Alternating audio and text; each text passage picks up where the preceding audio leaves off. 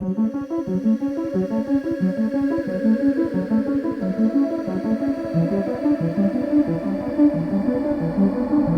made the right decision by picking a Sony a7 III. Yes, you heard that right, the a7 III. So my boy was cool enough to lend me the a7 III. It was a camera that he had for a little while, and he was probably gonna sell it. So I asked him to use it and everything, and he told me that I can use it. So shout out to him. This video right here is basically gonna be me. This video right here is gonna be me talking about my experience with the a7 III for the past 3 months or so. I mean, for the past 2 weeks, 2 to 3 weeks, I almost said 3 months. Now mind you, this is not the camera I was talking about in my previous video when I was talking about selling the FX30 for a certain camera. That video will be linked right there. This is the a7 III. That video was talking about the a7 IV, which is a much better camera, much better hybrid. This is the OG. This is the one that started everything with the whole hybrid talk and everything about photos and videos being so good on one camera. And with that also being said, this is not replacing my Sony FX30. No. This camera is just basically, I'm using it as a B camera to my FX30, even though this is a full frame sensor, and that is a crop sensor APS-C. So just keep that in mind. This is not a replacement. This is a B camera. Speaking of that video, shout out to y'all. Shout out to the support and the comments I've been getting from that video. That video did pretty well. I really didn't think it was going to, but shout out to y'all. Even one person told me that I need to start talking more clearly or more slower because he couldn't hear me last time in the last video. I don't know how, but shout out to you coming clearer and louder in my videos just for you. So yeah, I always appreciate the feedback. I love when you guys engage in the video. So shout out to y'all. Let's get right into the video. So let's get straight to the video. My first topic. All right, so for my first reason, this can be a pro or a con. The fact that the Sony a7 III shoots in 4K up to 4K 30 frames per second with a slight crop of I think a 1.1 times crop. I say pro and con because the con is basically that once you get to that once you max out at 4K 30, it does crop in, which is annoying.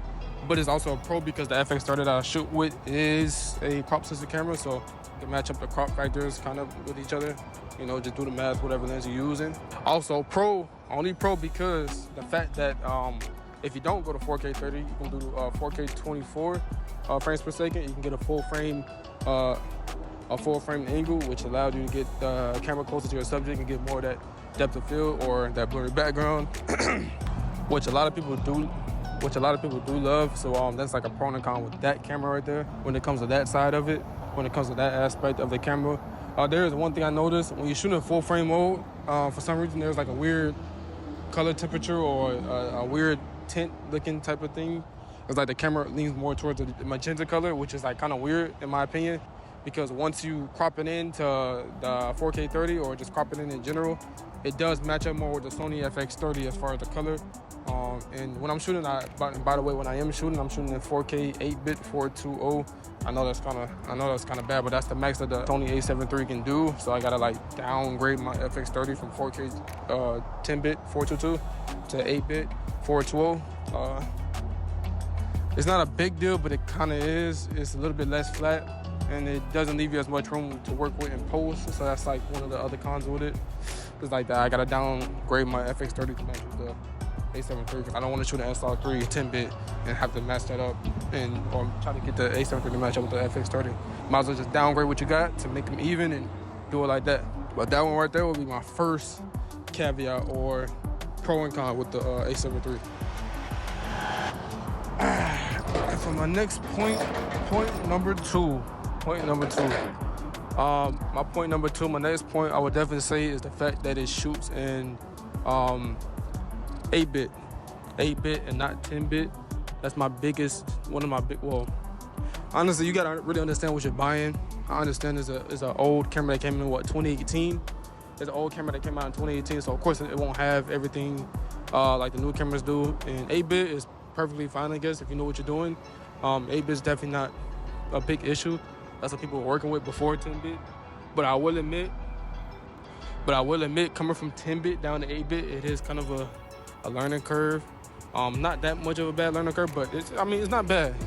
8-bit's pretty cool. You can still work with it.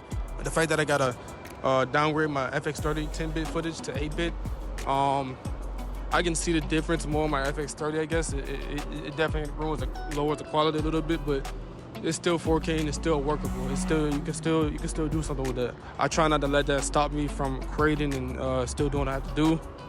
So yeah, working with 8-bit is not that bad, but it is kind of like a little caveat when it comes to having to use the a7 III with the FX30. So what we got next? Reason number 4. Reason number 4 is the autofocus. The autofocus is not horrible, but what I noticed since using it, I don't know if I can show you some PTS, but I'll show you some video footage. When it comes to photos, the autofocus is pretty good.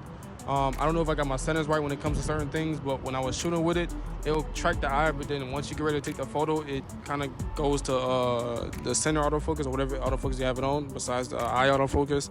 So that was kind of annoying. I don't know if it's setting like that, like if it's doing that on accident or that just really how it is, or maybe I just got my settings wrong. Most likely I just got the settings wrong because that menu system, trying to figure out everything in that menu system is kind of complicated with that Sony camera. That's a little bonus I want to throw in there, the menu system. The menu system is not horrible. It's definitely I learned it pretty fast, honestly. There is still a few things that's kind of annoying, but honestly, compared to the FX30, the menu system on the FX30 is much more better in my opinion. I think it does have a cinema menu system, but still, like, much more easier to navigate on the FX30. Honestly, I cannot complain. But the a7 III is kind of annoying, I'm not gonna lie. So when it comes to video, the autofocus on video is pretty good. As y'all can see, the shots I did, the first 2 shots was shot on the autofocus lens. It's pretty good. The autofocus and video is pretty good. I think you lose eye tracking autofocus when you're shooting video opposed to photo, and it does kind of dwindle back down to face tracking. I'm not sure. I'm still doing my research and tests on it. Like I said, I haven't had the camera for long, but I'm gonna show y'all a quick video test footage. I'm gonna show y'all a quick video test footage of me walking up to the camera and walking back. Now, mind you, this is shot in 8-bit 420. It is shot in 8-bit 420 on a 28-70 kit lens. I'm gonna do a comparison from the FX30 to the Sony a7 III. I'm gonna keep the FX30 in 10-bit 422, and I'm gonna shoot the other one in 8-bit 420. Let's roll the clip.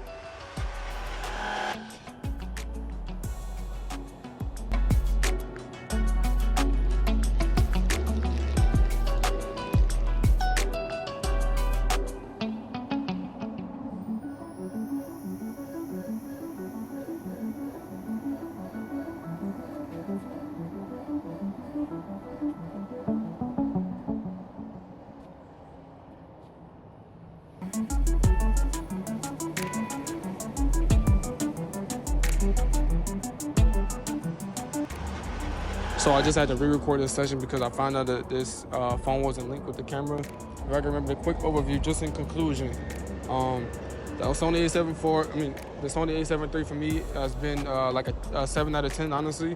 The full frame capabilities of it definitely makes a big difference over the crop sensor, in my opinion. Even though I'm not a full frame snob, but having like that extra wide angle or that depth of field once you get close to the subject does come in handy. When it comes to photos, it definitely shines on the photo side. It definitely shines on the photo side because of having that like face autofocus. I just had a shoot the other day. It lasted like an hour or so, and I wasn't really able to do the photo shoot if it wasn't for me having the a7 III, because the FX30 cannot take flash. Granted, let me lay off on it. It is a cinema camera, so I understand why it doesn't work with the flash and the hot shoe function doesn't work. So that's not bad. But the a7 III does work with the flash, and I was able to use the flash and the trigger and everything to get it set up, and I do appreciate that about the a7 III. That's probably my biggest reasons for going for the a7 IV later on in the future. When it comes to video, the biggest thing on me is the 8-bit. It's kind of annoying, but the 10-bit is because I got so used to 10-bit, but the 8-bit is not that bad, and I can work around it. The low light, I haven't really tested the low light on the a7 III, honestly. But I probably will have a clip of me doing that. Maybe not, because I haven't really done it yet. And I want to get this video out pretty fast and stay consistent with this stuff. So I'll probably have a separate video about low light. So check my page to maybe a few days from now. Today is 11th. You probably should see like a low light video. You definitely will see an 8-bit to 10-bit comparison on my channel also, maybe a little bit after this, like right after this video. But overall, give the camera a 7 out of 10. Very good hybrid camera in my opinion. The a7 IV is even much better, but but at 24 megapixels, you can. At 24 megapixels for stills, you can always crop in. You can get, and that will cost you at least like what, half the megapixels, which is 12 to 16 megapixels. This is my third time saying all of this stuff. I'm kind of rushing through it. My bad, y'all. This is my third time doing all of this. 24 megapixels is more than good enough, honestly, in my opinion. Very sharp. I did a shoot a few days ago, and I'll show y'all some B-roll of what that looks like, maybe a few pictures. And probably one of my biggest things I don't like about it is the fact that it doesn't have the flip-out screen. I mean, it's fine. It's not that bad, but it's coming from a camera, the FX30, that does have a flip-out screen. That's kind of annoying, and I don't know if this can connect to the Sony Connect app or the Monitor Plus app. That's the app that I use to monitor my screen from my phone. I'm not sure if those apps work with these cameras. I mean, with this camera. So that's just one issue. That's just one thing that I worry about. I haven't tested it out. I should have tested it out before this video, so my bad on that one. But yeah, other than that, 7 out of 10, not bad. For the shorter amount that I had this camera, it's been pretty good. And that's kind of it for this review. If I had anything extra to say, I'll just voice over it in. Hope you guys enjoying the new type of videos. I'm working a little bit better on my composition, and I want to make sure I'm bringing y'all the best quality as possible. And yeah, man, a7iii. Y'all make sure y'all like, comment, subscribe. Y'all enjoyed this video. Check out my last video. It's almost at 1,000 views. Why? I don't know why, honestly. I guess people thought it was pretty good. They like to hear what I had to say. So hopefully this video does pretty good too. And if not, just keep going, man. Just keep going and pushing. I'm just a new person out here trying to make myself known. Yeah, so like, comment, subscribe. a7iii short-term review. Out of here.